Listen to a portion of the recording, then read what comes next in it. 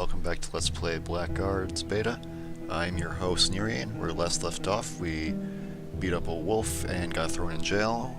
Did also did the first few maps in this area, and today we're going to finish up this area, as well as probably go over some character management basics. So to start, we're going to go ahead and just head into this little side room here. You don't talk much, do you? My friends say I talk too much. Seems like those times are over. Let's see if we can find the key for this fashion disaster. Hold it right there! The chandelier! Cut the rope!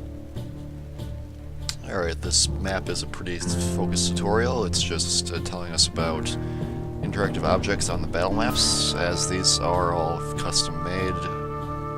The developers took a bit of care into them, so this one's pretty simple. We have this chandelier rope right here. We wreck it, and that happens. Alright, now we can move and just ready ourselves up by holding our action for when this other guard decides to run in. Okay, and then we can just take a hit at him because we held our action. Up next to him here. This is just explaining the hold action that we did earlier, so there's the official manual thing for it. We can run our dwarf over. We can get a power attack out, and a normal attack out. And let's finish it. Easy enough. Get a bit of loot from this, get some experience, some money, as well as a short bow, some hunting arrows, which will be useful, provisions, which lets you rest on like the node map as well as the world map, which helps you restore health and mana, astral energy that is, and we get some shirts finally to solve this fashion disaster, as our friend said, a shield which would be helpful, and more shoes. Just take all of it. The key to the door. And the one to my iron collar? Excellent. Here I was, thinking I'd never be able to cast a spell again. Alright, now let's just get ourselves all nice and equipped from that encounter. Still no real weapons yet, but that'll change eventually. Let's put our shirts on, finally. So that's a very important thing for any hero to be wearing a shirt. I think we'll give our main character, Sarek, here the leather shield. In this system, shields give you an extra parry per round, which is very useful to have, because you only have one, but with this you have two. And as well, you can parry range attacks, whereas those shield, you kind of have to dodge it or take it, which is unfortunate. So that's about all we can do here. We're sure it didn't shoot up, so... And I imagine what this node would have said if we didn't go here first was just, oh hey, there is a door that is locked. We should probably go back the other way. But moving on to this area. More guards. So much for escaping. Wait! I know how to stop them. At least for a while. And this is going to be the basic magic tutorial room. So what it wants us to do is summon a barrier here where they can't pass through. Just going over the magic a bit from this radial menu, we have Ignifaxius, your basic direct damage fire spell, Ignisferio, your fireball, which does fire damage in a range. We have Fortifex, which makes a wall that people can't pass through. Fastness of Body gives you more armor. Balm of Healing, it's lower levels is a straight vitality restoration, upper levels it's regen and wound healing. Very useful. And then we have Corpofesso, which is your standard single target debuff. But we're going to do what the game wants us to do here and make this wall. This percent chance you see is the percent chance the spell has of working. Spells do have a chance of just fizzling out in this game, and if they do that, then you lose the mana, but nothing happens.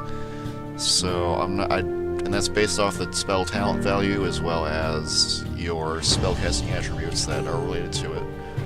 I'm not sure if you can fail with the tutorial one. It's never happened to me yet, but we'll try it out here. And now these guards are absolutely impotent for the The next 2 cells! rounds. Open the cell doors! And the map feature here is that there are all sorts of prisoners in these cells that we're going to want to go ahead and free.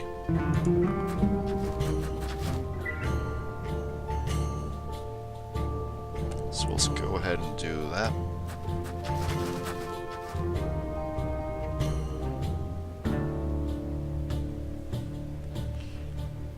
And move over here, so we can do that next round.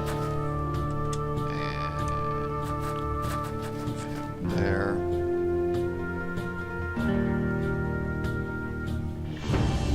Now, if you don't put the door up just right as the wall up just right as the game wants you to, the guards will rush in, and the prisoners and them will have a nice beatdown fight, and more guards will also come in. I'm not sure if it's infinite or not. The one time I tried it that way, the game kind of crashed on me because it is a beta after all. So I'm not sure if it's a winnable fight. I'd imagine it is because it's the tutorial, but this is also a way of doing it. And then once you open this door, Enough of this. Let's get out of here. we just write out flee, and presumably the wall and freed prisoners will hold them off. Doing it this way, we don't get any loot or gold. I'm not sure if we beat down the guards we'd get things. I never tried it. That'd be a good experiment. But doing it this way, we get nothing but time saved. So, what's this name? The name Amber Glasses was asking you about. Amber glasses. That was my friend, Lysander. Amongst my people, friends drink together instead of torturing one another. Each to his own. Why did they lock you up? We're gonna be a nice, honest guy here. They say I killed someone. A princess. And? Did you? I don't know. And where does this name come in? I don't know. You don't know much, do you? Did you know the princess well? Her father, Count Urias, had taken me into his service. Lysander knew her better, Her and her bed? in a manner of speaking. Count Urias? Never heard of him. He was a hero, a mage who rendered great services to the Eurasian Empire. The Empress herself gave him the title of Count. But more than that, he's an explorer. He has a penchant for exotic peoples. Forest men, lizard folk. Sounds more like a villain. Flashback time.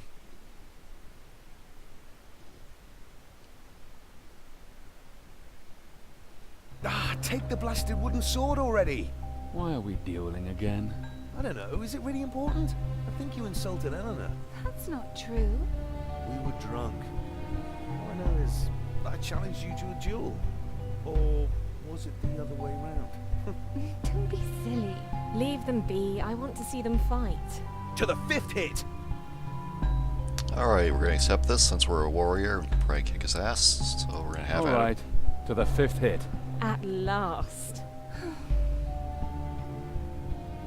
And this is just the game telling us again that battle maps are unique in this game. Try to use them to your advantage. Things happen. It's like a pen and paper game if your DM was like, hey, there's something here, make use of it. Similar concept. He gets the jump on us this time, so really hard to lose this as a warrior because you hit him better than he hits you. So we're just going to wail on him.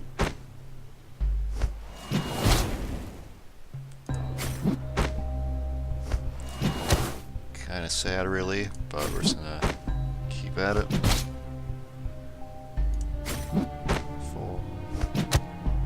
4 to 2, and this will make 5. Ah, blast it! So whose honor is restored now? Who knows? Come on, Eleanor, let's prepare the lamb. And no really rewards for that, but How I missed all this. You actually look like a hero. I'm impressed. Those years of training really paid off. A hero? That's the last thing I want to be. I was hoping you'd say that. We should do something naughty like we used to. You know, Father Okadiki has no teeth left at all. We should take advantage of that. There's no hope for you, you know. Have you been to see Urias? He wants to talk to you. Yeah, let the Count wait. I'm enjoying the sun. One thing at a time. Aurelia? Who's Aurelia? Now I'm curious. No, enough talk. I'm going back to Neither. I need to find out what happened. But you don't have to come with me. Why not? I've always wanted to see the bridge of St. Talionmel. Well, that explains it. Let's go. And with that, we're out of the prison and into the world map. This is where we'll go between the various town areas in the game, as well as find our side quests and dungeons. For now, though, our objective is to go to the town of Neither, which is hidden by the cloud. But first, I think this is the good time to go take a look at the character sheet. I allocate a bit of the XP we've gotten in that prison run. So yeah, this is the character sheet, and here is the attributes section. In the Dark Eye system, attributes are pretty important things. They directly influence all your base values, and so raising them is pretty expensive. We won't be doing that for a while, probably. It's a hefty, solid investment when you decide to. Good thing to note for this system is that it does not run off like predefined level values like you expect in Dungeons and Dragons or most other strategy RPG video games. Instead, you just get your adventure points, which you put into whatever stats or talents you want, and that determines your strength, nothing else. So I'll mouse over all these so you can see what they directly influence. We're probably going to focus on strength, constitution, bit of agility, probably some courage. That's about all we need. And you can also directly increase vitality, astral energy, which is your mana, and magic resistance, which it's like your saves in D&D, but it does not resist direct damage because fire just hurts. So we won't be directly increasing that. There's generally better things to put your points in, because the base attributes will also increase your values. So this is just if you desperately need a little bit more health, but there's usually other things you can put it in. And here are the weapon talents. This determines your skill with various categories of weapons.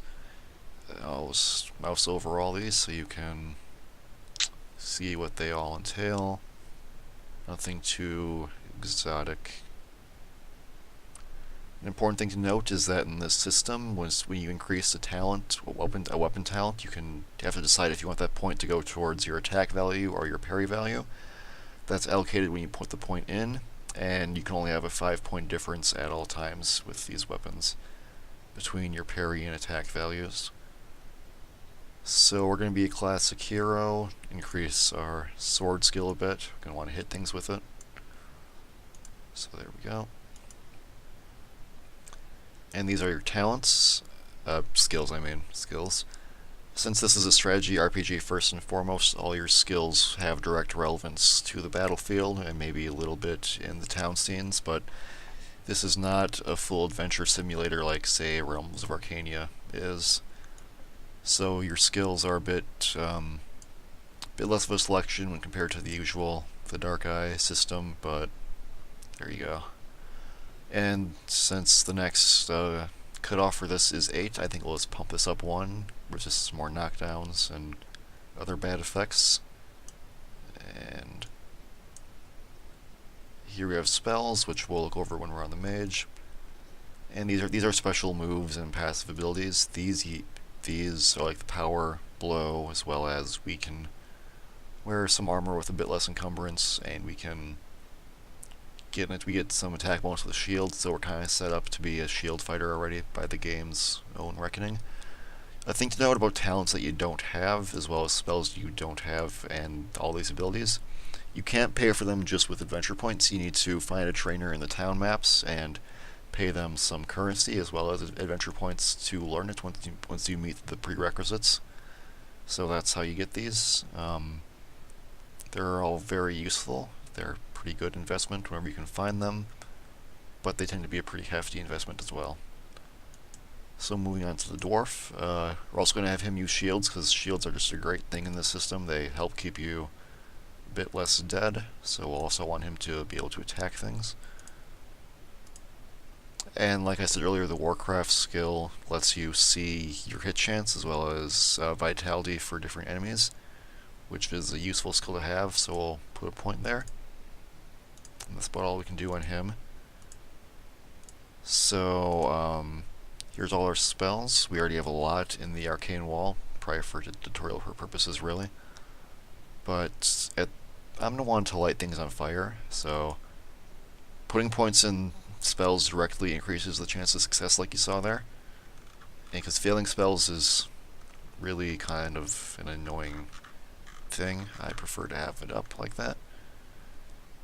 And increasing any of these 3 attributes will also increase our success chance, so keep that in mind.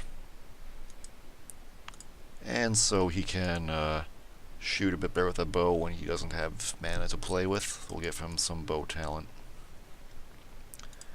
And that's looking like about it for what we're going to do in this episode. Next time I'll move in the town, show you the town mechanics, and we'll get on with the story. We have some people to find, things to do, revenge to take, you know how it goes.